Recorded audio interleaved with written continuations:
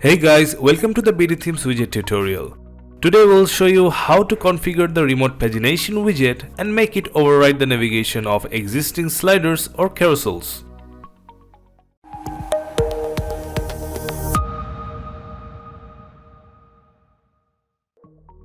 On the screen, we have a slider widget placed beforehand. From the widget panel, let's drag the remote pagination widget and drop it anywhere inside the page. The remote pagination should display an error message. Let's click on the slider widget and get into its advanced tab. Now inside the CSS ID field and copy it.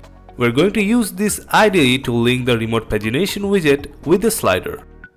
Go back to the remote widget and paste the ID inside the remote carousel ID field.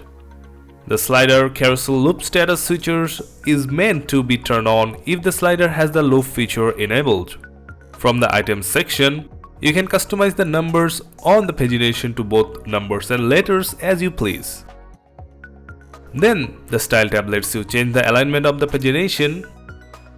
Also, there is a spacing option that lets you spread the number far.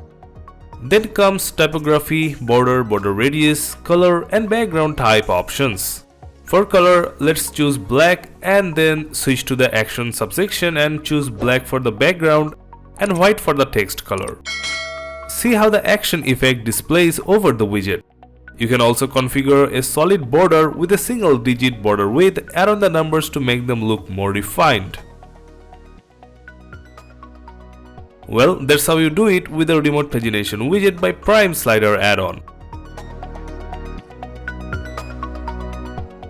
Hope this video helps. Please like, share and subscribe to get updates on new tutorial videos. Until then, stay safe and see you next time.